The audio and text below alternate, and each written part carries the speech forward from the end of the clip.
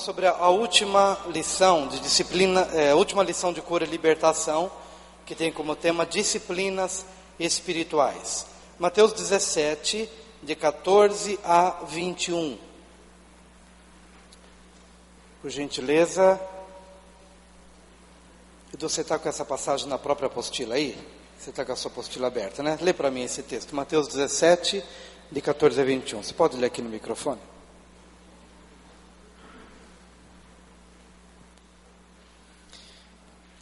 E quando chegaram à multidão, aproximou-se-lhe um homem, pondo-se de joelhos diante dele, dizendo: Senhor, tem misericórdia de meu filho, que é lunático e sofre muito, pois muitas vezes cai no fogo e muitas vezes na água. E trouxe-o aos teus discípulos, e não puderam curá-lo. E Jesus respondendo disse: Ó geração incrédula e perversa, até quando estarei eu convosco, e até quando vos sofrerei? Trazei-mo aqui. E repreendeu Jesus o demônio que saiu dele. E desde aquela hora o menino sarou. Então os discípulos, aproximando-se de Jesus em particular, disseram: Por que não podemos nós expulsá-lo? E Jesus lhes disse: Por causa de vossa incredulidade. Porque em verdade vos digo que, se tiverdes fé como um grão de mostarda, direis a este monte: passa daqui para acolá, e há de passar, e nada de vós será impossível. Mas se esta casta de demônios não se expulsa senão pela oração e pelo jejum. Amém. Ok, esse é o texto, queridos, para a nossa última aula dessa série Cura e Libertação. O que nós queremos compartilhar aqui nessa sexta lição, última de Cura e Libertação, é sobre o tema disciplinas espirituais. No ministério, no desenvolvimento do ministério de cura e libertação, e quando a gente pensa em ministério de cura e libertação, a gente não está pensando num departamento da igreja, onde a gente pega as pessoas lá com problema e desenvolve um ministério de cura e libertação. Não é nesse sentido que eu quero dizer. O ministério a gente desenvolve no dia a dia, porque todos os dias a gente lida com pessoas que estão ao nosso lado opressas, elas estão oprimidas pelo diabo. E eu não necessariamente preciso trazer para um departamento da igreja, para que o departamento da igreja possa resolver. Eu sou a igreja, você é a igreja. E nós estamos nesse mundo mal, cercado de pessoas com toda sorte de dificuldades. E o que nós encontramos aqui é um menino que estava endemoniado e ele precisava de libertação. Qual era o ambiente em que esse menino estava? Qual é o ambiente propício para a proliferação do mal? Qual que é o ambiente? É importante a gente entender que quando a gente está num ambiente oprimido, num ambiente carregado, e num ambiente onde o pecado ele se manifesta de uma maneira ampla, certamente os demônios estão ali. Os demônios estão ali, oprimindo as vidas, fazendo com que as famílias entrem em contenda, procurando fazer com que as pessoas fiquem doentes. E mesmo que essa pessoa não esteja endemoniada ao ponto de sair rolando no chão, ou de ficar babando, ou coisa parecida, mas ela pode estar sofrendo um processo de endemoniamento, ainda que não visível aos olhos da sociedade, mas há uma opressão maligna se manifestando naquele lugar. Por isso que antes de falar sobre as disciplinas espirituais, queremos falar sobre o ambiente onde a disciplina espiritual se faz necessária. Quando Jesus chegou naquela família, o pai desesperado dizendo: olha, vem curar meu filho, libertar meu filho. Quais são as primeiras palavras que Jesus profere? Ó geração incrédula e perversa. O ambiente para a proliferação do mal, em primeiro lugar, é um ambiente de incredulidade. Entenda qual foi o motivo do suspiro de Jesus. Lembra, queridos, o que nós acabamos de falar na aula anterior? Um Deus que vem a esse povo com tantas alianças, né? Ele traz a palavra, traz profetas, a palavra viva, e vem, e ensina, e tem misericórdia, e perdoa, e levanta de novo e tal. E de repente, quando ele olha, ele percebe uma família oprimida pelo diabo. Entende o senso de tristeza de Jesus? O suspiro de Jesus? Ó geração incrédula, quanto mais a palavra é ministrada, e não há falta de ministração, temos ministrado largamente e diversas formas e por vários intermédios, profetas, pastores, tantos. Não era para esse menino estar endemoniado. Concorda comigo? Não era para essa família estar sofrendo o que ela está sofrendo. E o que Jesus traz como diagnóstico desse sofrimento? Incredulidade.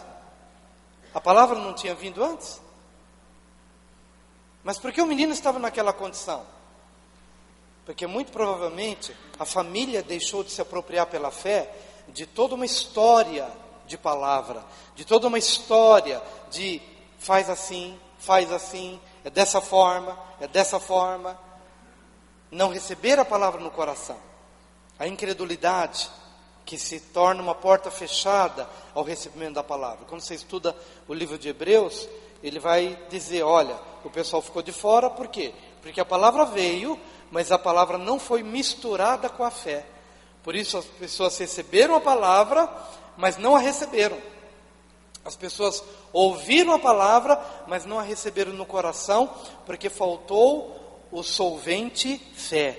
Faltou a fé que mistura a palavra de tal maneira que ela caia no coração e transforme aquela vida e livre aquelas famílias da opressão maligna.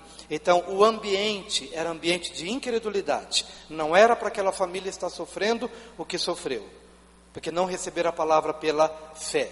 Ó geração incrédula e ó geração perversa. Perverter, distorcer o direito, perverter a verdade, pegar algo que é correto, puro e bom e distorcer a verdade, perverter a verdade, transformar aquilo que seria bom, verdadeiro e honesto e justo em algo fora do seu padrão original. E essa perversão dos costumes, perversão dos valores, perversão do comportamento, somada a uma atitude de incredulidade, gerou um ambiente hostil à presença do Espírito Santo e gerou um ambiente propício à proliferação do mal. Onde há perversão, onde há distorção da verdade, onde a incredulidade se manifesta e onde a perversão do mal impera, esse ambiente é um ambiente propício para a ação de demônios. Demônios agem em ambiente de incredulidade, em ambiente de perversão.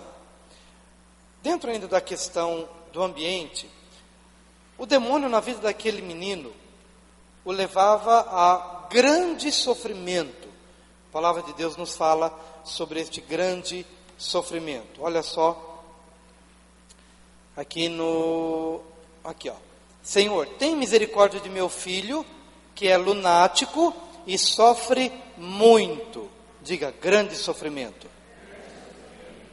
Então qual que era o ambiente? O ambiente era de sofrimento.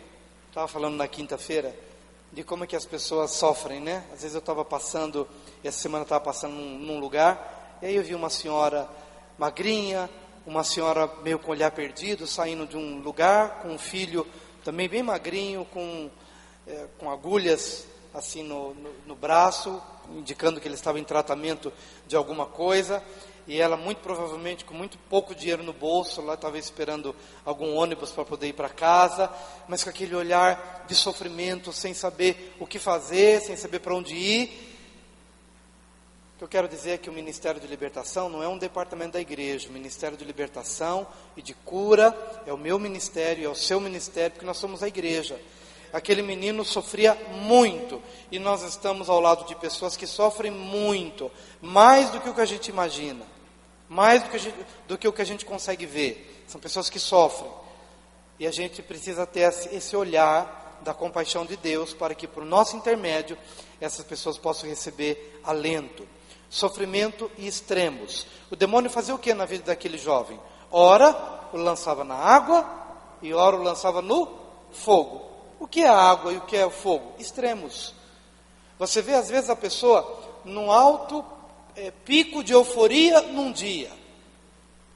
Feliz da vida, tudo está dando certo, tudo está funcionando, que bênção, maravilha, tal. E no outro dia, ele está no mais profundo poço de depressão. E ele acaba vivendo essa sazonalidade, essa realidade de altos e baixos numa escala sem precedentes. E onde existe realmente esses altos níveis e de repente esses profundos níveis de tristeza, de desespero, de suicídio. Pessoas que dão cabo da vida de repente de uma hora para outra. Porque num dia estavam bem, mas no outro dia foram cometidos de ideias, de pensamentos, de sugestões.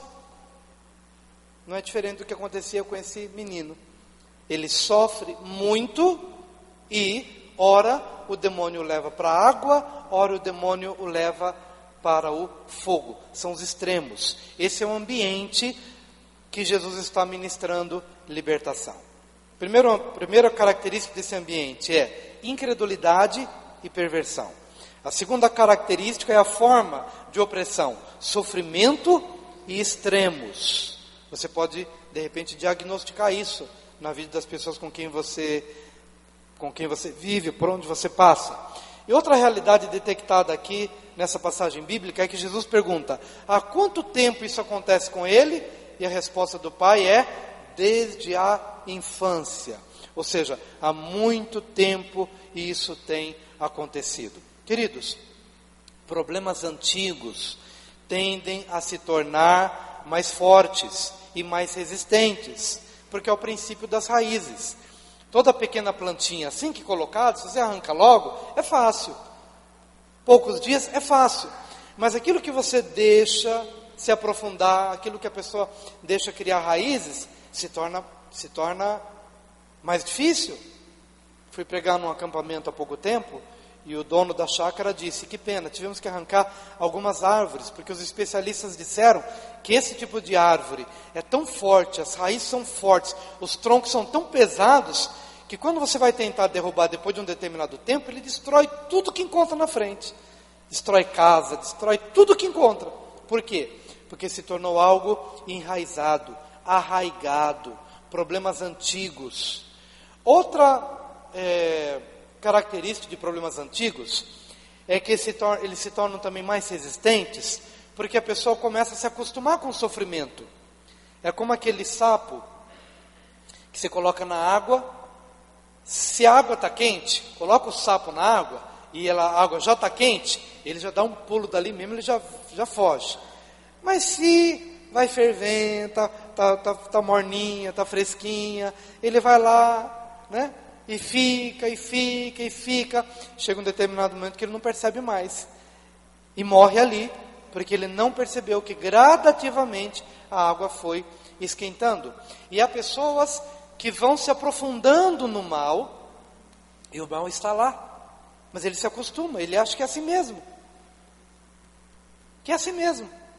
Problemas antigos, raízes profundas. Ele já não tem mais força para lidar com aquilo e aceita aquela realidade como sendo uma realidade contra a qual ele não possa mudar, ele não possa lutar, e problemas antigos tendem a se enraizar. Então esse era o ambiente problemático no qual aquele jovem vivia. Vamos repetir? Incredulidade e perversão, sofrimento e extremos, e problemas antigos. Mas a aula de hoje fala sobre disciplinas espirituais. Que bênção, queridos! Qual que é o decreto que nós temos anunciado neste ano? Que o Espírito de Yahvé está sobre mim, glória a Deus, porque Ele me ungiu, Ele me capacitou, Ele derramou o óleo, o azeite, a força, a capacitação para proclamar libertação aos cativos. Amém?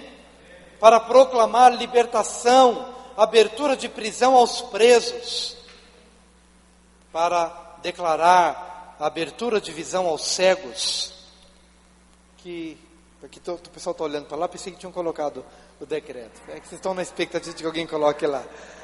Deus me ungiu para proclamar libertação aos cativos. Esse é o objetivo dessa apostila, essa é a 6ª aula, a apostila de libertação. Procurar mostrar para nós, queridos, que Jesus disse isso a seu próprio respeito. O Espírito está sobre mim, sobre ele.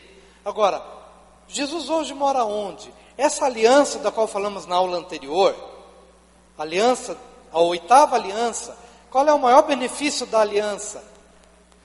Que foi mencionado aqui, além do sangue de Jesus, é o Cordeiro de Deus. O que eu falei ali no finalzinho? Foi? Mas um pouquinho antes da renovação diária. Eu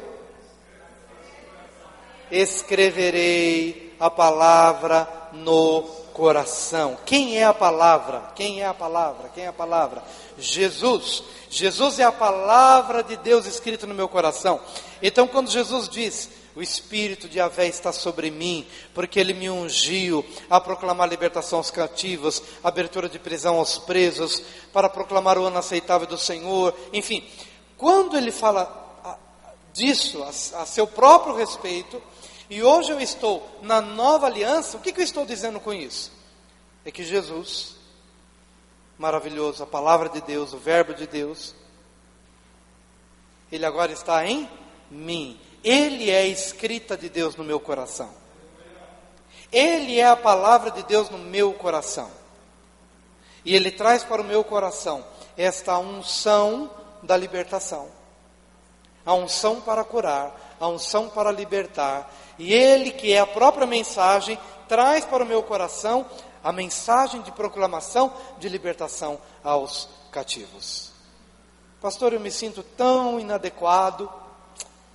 Talvez você necessite comer mais de Jesus. Talvez você necessite andar mais com Jesus.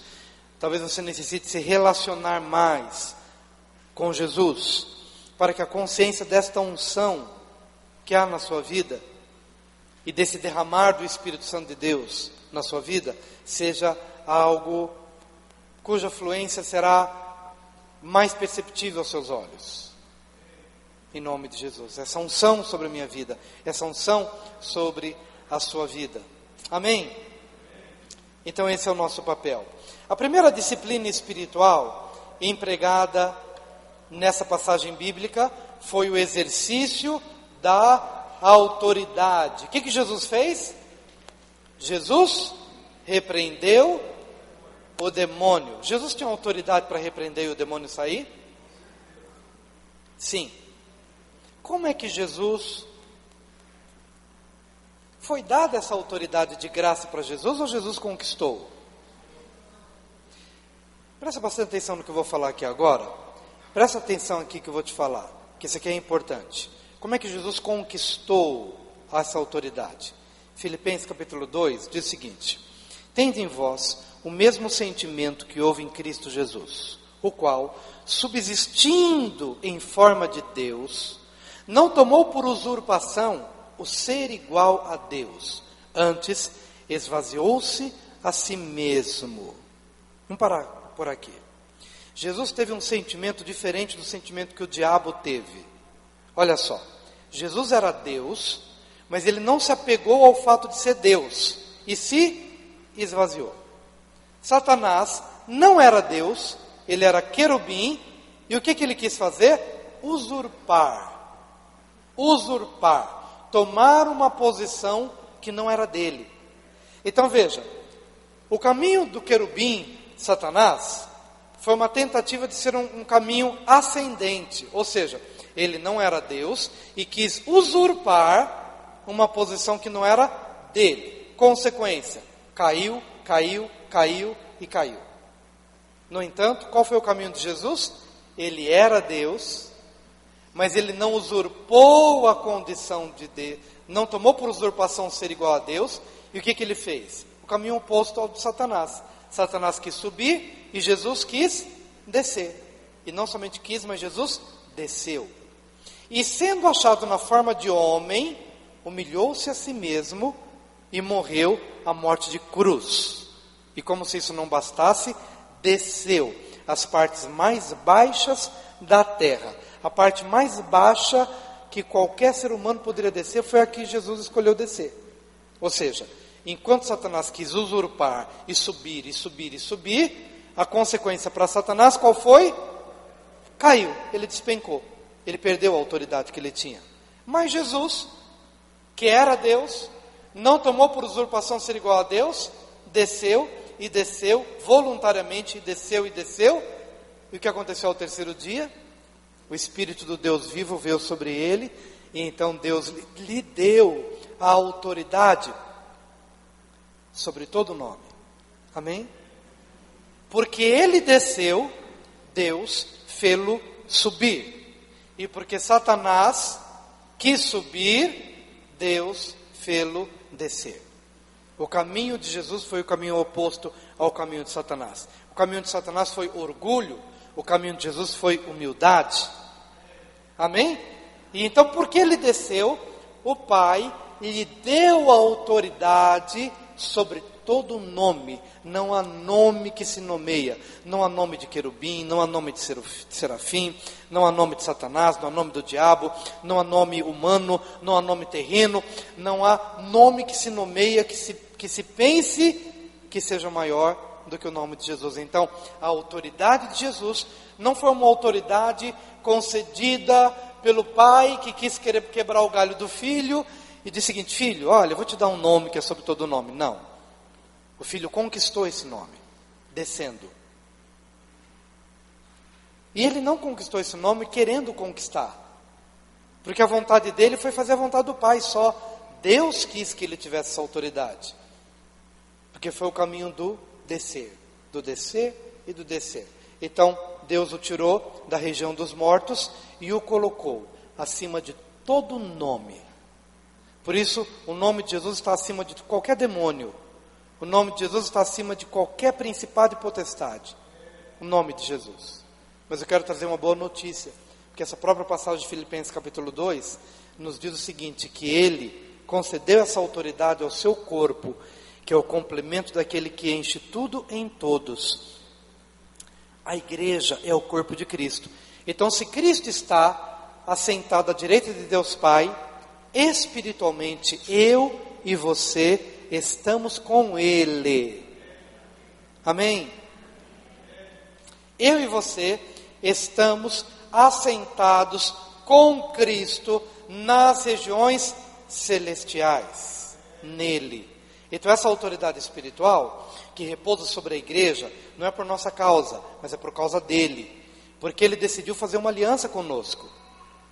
E nessa aliança que ele fez conosco, que foi a aula anterior, nessa aliança que ele fez conosco, ele decidiu morar em nós, e ele decidiu se tornar uma coisa só, Cristo e a igreja e Cristo. A igreja é o corpo de Cristo, Cristo é o cabeça da igreja, indivisível, inseparável, é um corpo. Então a autoridade que Jesus tem sobre principados e potestades é uma autoridade que nós, como igreja, temos. Porém, precisamos viver individualmente, de uma forma digna da vocação com que nós fomos chamados. Se eu entendi que eu sou corpo de Cristo, eu tenho que andar com a dignidade de Cristo. Qual é a dignidade de Cristo? Me apartar do pecado, me apartar da impureza, me apartar da imoralidade. Por quê? Porque a minha vocação é uma vocação sublime, é uma vocação celestial. Houve um grupo, filhos de Seva, que eram sacerdotes na época de Paulo, que eles quiseram expulsar demônio, e foram humilhados pelos demônios, porque eles expulsaram aqueles demônios, em nome do Jesus a quem Paulo prega. E os demônios agindo na vida daquela pessoa, veio com fúria contra esses filhos de Seva. Por quê? Porque esses homens conheciam o Jesus que Paulo prega, mas não o Jesus com quem eles deveriam andar e ter intimidade, e ter uma relação pessoal, e íntima, e própria. Não adianta eu falar do Deus que o outro conhece. Preciso falar do Deus que é uma experiência na minha vida. Preciso falar do Jesus que é uma experiência na minha vida. Com quem eu ando, com quem eu como, com quem eu estou sozinho, quando eu estou em casa, quando ninguém me vê. Não é o Jesus da Marlene. O Jesus da Marlene eu sei que é poderoso. Mas ele será poderoso na vida dela. Ele precisa ser poderoso na minha vida pessoal. Na minha vida íntima. Então não basta simplesmente apregoarmos dizendo: eu estou assentado com Cristo nas regiões celestes. Talvez, legalmente falando, você esteja, mas não experimentalmente no seu dia a dia. Talvez no seu dia a dia você esteja muito mais mancomunado, ou eu esteja muito mais mancomunado com a mentira, com o ódio do coração, com as disputas e com as contendas, muito mais amigo dos espíritos que oprimem a vida das pessoas do que amigo de Deus. Qual é a nossa amizade? A amizade é com o mundo ou é amizade com Deus? Somos amigos de quem? Então estamos falando, queridos, de libertação e cura. Nós estamos falando aqui de que, de fato, posicionalmente falando, nós estamos assentados com Cristo nas regiões celestes. Mas isso não pode ser apenas uma verdade posicional. Precisa ser uma verdade experimental. Uma realidade que se renova todos os dias. Amém? Andando de uma forma digna da vocação com que fomos chamados. Exercício da autoridade. Quando Jesus foi expulsar aquele demônio, qual foi o argumento dos discípulos que tentaram expulsar o demônio e não conseguiram? Senhor, tentamos expulsar o demônio e o demônio não foi embora. Por quê? Qual foi a resposta de Jesus? Por causa da vossa pouca fé. Então, para disciplina espiritual, eu preciso ter autoridade espiritual. Quer dizer, precisamos ter autoridade espiritual e nós precisamos ter fé. Deixa eu falar aqui que a fé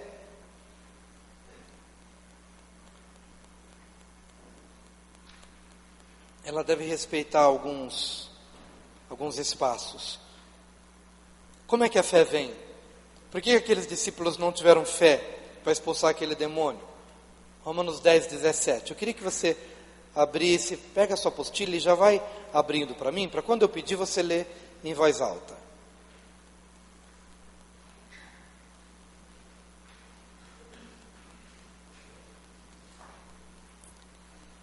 Está aqui na parte de fé, já na parte finalzinha, tá?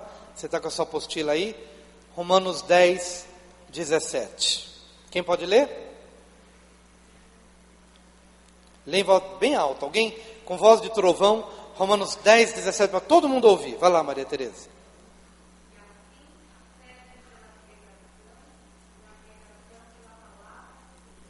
Isso. A fé vem pela pregação e pela pregação da palavra de Cristo. A fé vem pelo ouvir e ouvir a palavra de Deus. Fé para curar, fé para libertar os cativos.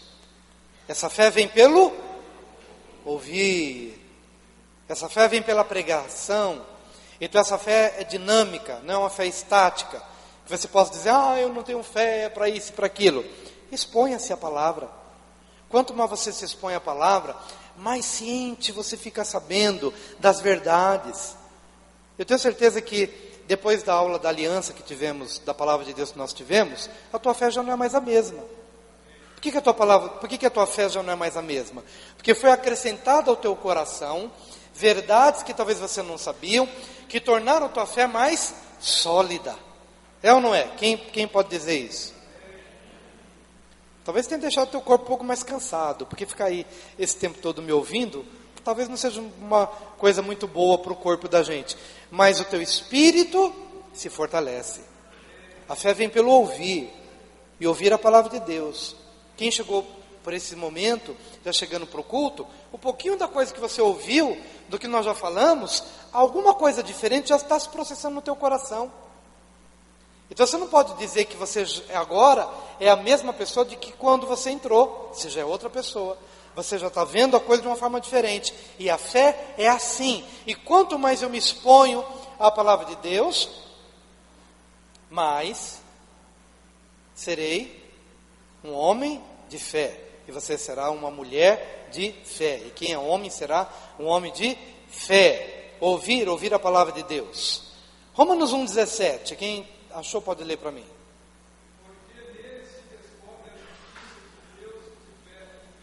Porque nele se descobre, isso. Porque nele se descobre a justiça de Deus, de fé em fé. Por que fala de fé em fé? Você tem um patamar de fé. Quanto mais você se expõe à verdade, amanhã você você é elevado a um outro nível de fé. É um segundo degrau, é de fé em fé. Depois, é daquele patamar a um outro patamar, daquele outro a um outro. É de fé em fé. Isso nos ensina que a fé é gradual. Diga, a fé é gradual. Isso. Tiago 2,22, quem achou pode ler?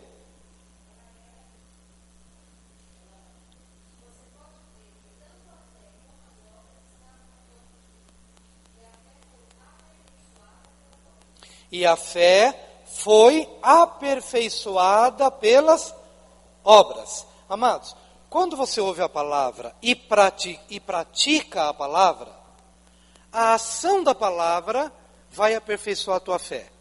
Se você só ouve, mas nunca coloca em prática, por exemplo, você ouve sobre perdão, mas nunca perdoa, naquela área a sua fé não será aperfeiçoada. Você não vai conseguir perdoar uma segunda ou terceira pessoa se você não perdoar a primeira. Por quê? A obra aperfeiçoa a fé. Se eu ouço a palavra de Deus e eu a coloco em prática, o que vai produzir no meu coração? Essa prática da palavra vai fazer com que a minha fé se torne cada vez mais forte. Vejam os meus músculos, por exemplo. Esses músculos aqui não foram conquistados assim de graça. É muito exercício físico, é muita caminhada, é muita... Por quê? Porque é a prática, que eu não tenho nenhuma fisicamente falando, mas que espiritualmente falando, a gente deve exercitar e colocar em prática. A prática do perdão, a prática das boas obras, a prática do socorro àqueles que precisam. Então a fé é aperfeiçoada com a prática da palavra de Deus. 1 Timóteo 3, versículo 9. Quem achou esse texto?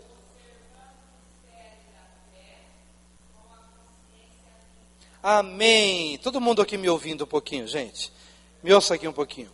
Conservando o mistério da fé, conservando o mistério da fé com a consciência limpa.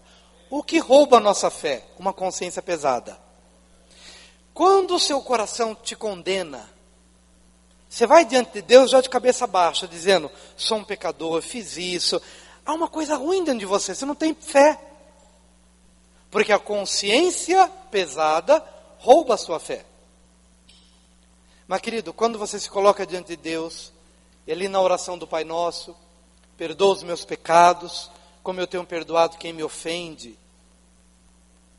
Perdoa os meus pecados, como eu tenho perdoado quem me ofende.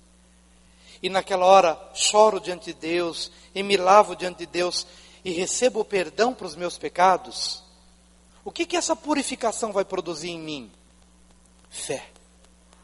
Obrigado, Senhor. Fui perdoado, fui lavado. Você se levanta daquele lugar como um gigante. Você se levanta com autoridade, porque a palavra de Deus diz, conservando o mistério da fé através de uma consciência limpa. 1 João capítulo 3 nos diz o seguinte: amados irmãos, se o nosso coração nos condena, se o nosso próprio coração nos condena, maior é Deus do que o nosso coração. Ou seja, se você que é falho, já viu que você errou, quanto mais Deus que tudo vê. Porém, se o nosso coração não nos condena, temos confiança para com Deus, e tudo que dele pedirmos, dele receberemos. Por quê, queridos? Porque há uma fé, resultado de uma consciência pura. Agora, se você briga com todo mundo, se você anda pelo seu próprio caminho e não tem autoridade para estar diante de Deus, a sua fé será pequena. Então já vimos muitas coisas. A fé vem pelo ouvir a palavra de Deus. A fé é gradual. A fé é aperfeiçoada com a prática da palavra de Deus. A fé é conservada através de uma consciência pura. Diga, eu preciso conservar a fé. Através de uma consciência pura. Outra coisa, Tiago 1, versículo 3. Quem achou pode ler em voz alta, por gentileza.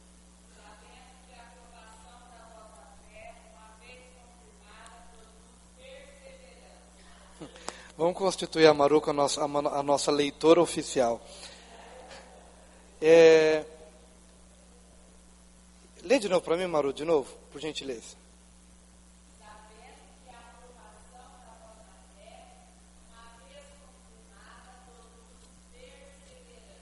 Sabendo que há uma outra tradução que diz, sabendo que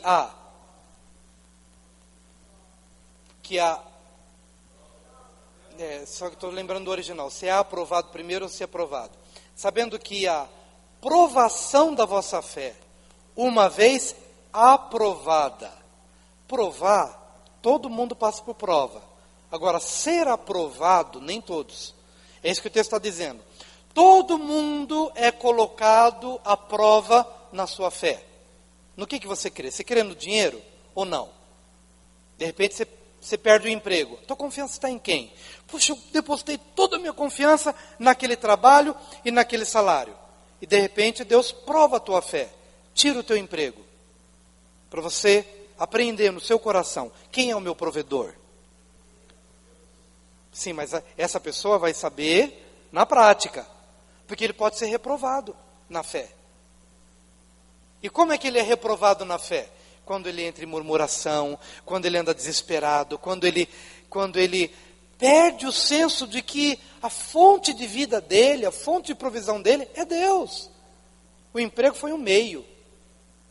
Deus sempre será o nosso fim. O emprego é um meio, eu posso ter, eu posso não ter. Aquela provisão pode ter se aberto hoje, amanhã não, mas meus olhos estão nele. Agora, todo mundo será provado na sua fé. Onde a sua vida está pautada, onde a sua vida está baseada, em quem você confia, quem é o seu Deus, em todas as áreas, não é somente a área financeira, é a área emocional, também, sua área sentimental. Às vezes eu vejo pessoas dizendo, à torta e à direita, não, eu não vivo sem essa pessoa, eu não vivo sem essa pessoa. Está errado, querido, você vive. Porque se você diz, não, se essa pessoa morrer, eu morro também. Espera aí, a sua fé precisa ser provada.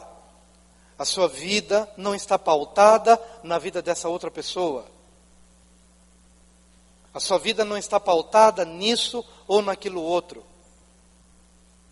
A sua vida procede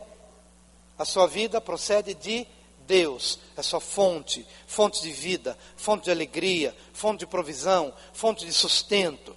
Fé, a sua fé será aprovada. Alguns são aprovados na provação, outros são reprovados na provação. E a gente precisa ter essa visão de que a fé, ela é muito mais ampla. A fé vem pelo ouvir a palavra de Deus. A fé é gradual. A fé é aperfeiçoada com a prática da palavra de Deus. A fé é conservada através de uma consciência pura. A fé é provada. Quem aqui já teve a sua fé provada? Quantos aqui já tiveram a sua fé provada? Só os que tiveram a sua fé provada. Só. Todos os dias.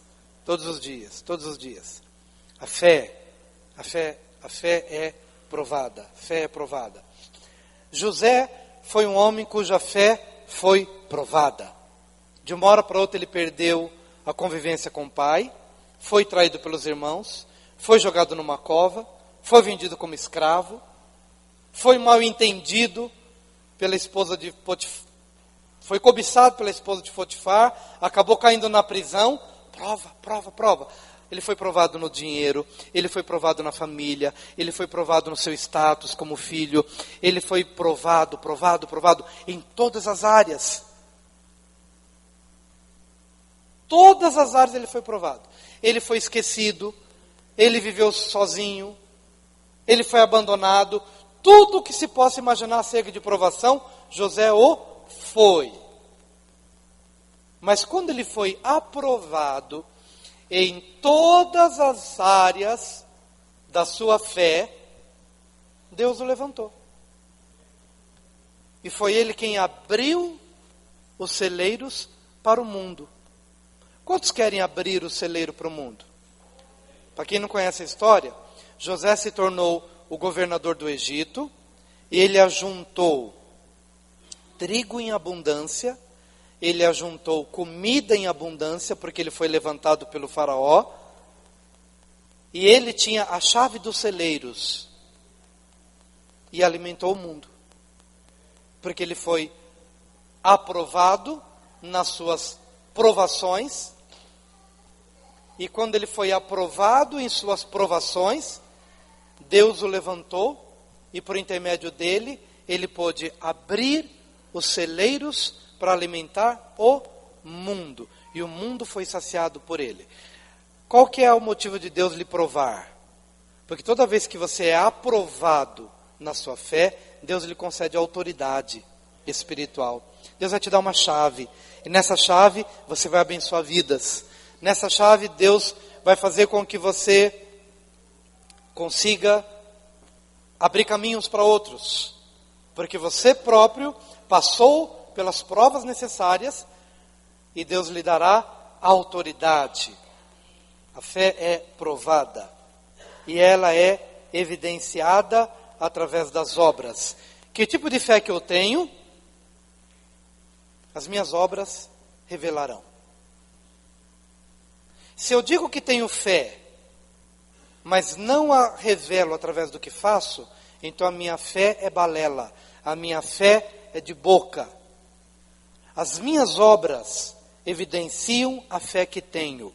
Quando a minha fé se degenera, eu me corrompo nas obras.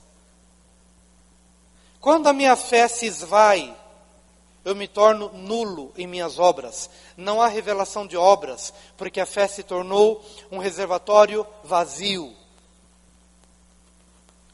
Mas quando essa minha fé passa por todos esses processos que nós mencionamos aqui, uma fé provada, uma fé que é aperfeiçoada, uma fé, enfim, tudo que nós falamos, então é impossível esconder essa qualidade de fé.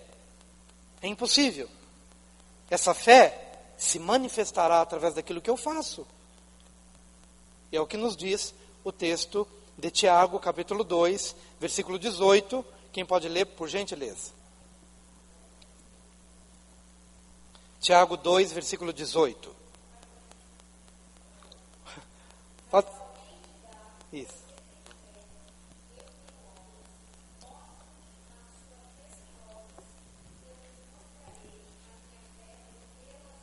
Mostra-me a tua fé sem obras, e eu te mostrarei. Mostrarei o quê?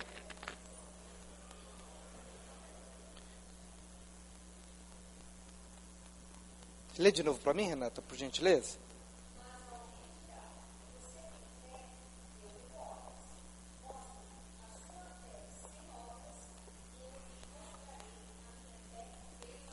Mostra-me a tua fé sem as obras, e eu te mostrarei a minha fé através das obras. As obras vão revelar o que creio. As minhas obras vão revelar o que creio. Amém? E a última disciplina que nós mencionamos aqui nessa passagem, quando Jesus chegou diante dos discípulos e os discípulos perguntaram. Presta bastante atenção aqui, viu, querido? Mesmo vocês que estão chegando no meio do caminho, estamos na aula bíblica ainda, mas nós estamos na casa do Pai. E essa casa do Pai, uns chegam primeiro, outros vão chegando depois, mas a palavra vai falando com todo mundo. Quem está se sentindo na casa do Pai? Estou aqui na casa do Pai. Amém? Nós estamos aqui na presença dele. Estamos passando aqui uma passagem bíblica de um pai que apresentou um filho e e aquele filho estava endemoniado. Os discípulos tentaram expulsar o demônio daquele menino, mas não conseguiram. E Jesus veio e expulsou o demônio daquele menino. Aquele demônio era cruel. Ora levava o menino para a água, ora levava para o fogo. Levava para os extremos. E é isso que o diabo quer fazer com cada um de nós. Ou quer fazer com o mundo. Quer nos levar para os extremos. Os extremos. O menino sofria muito. E Jesus o libertou daquela prisão. E os discípulos chateados chegaram e perguntaram: por que nós não conseguimos expulsar aquele demônio? E Jesus disse: por causa da vossa pequena fé.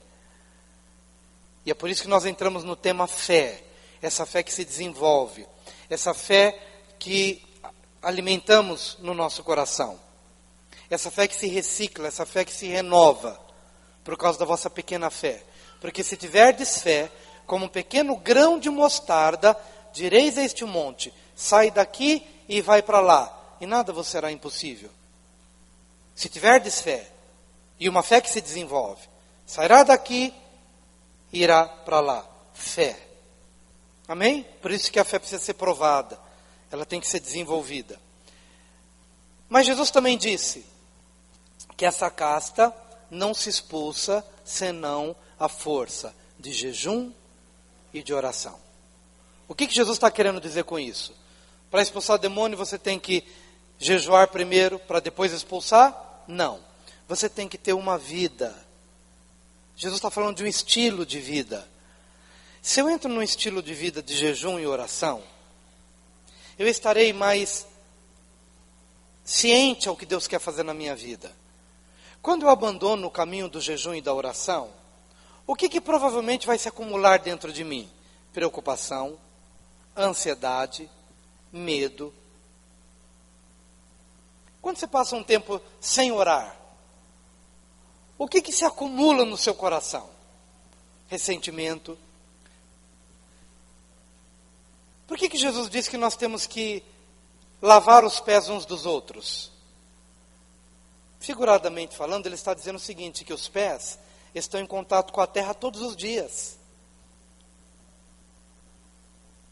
E o que ele quer nos ensinar é o seguinte: escuta, todos os dias você precisa estar diante de Deus, e o teu estilo de vida deve ser um estilo de vida de oração e de jejum, porque a oração e o jejum vão lavando você por dentro.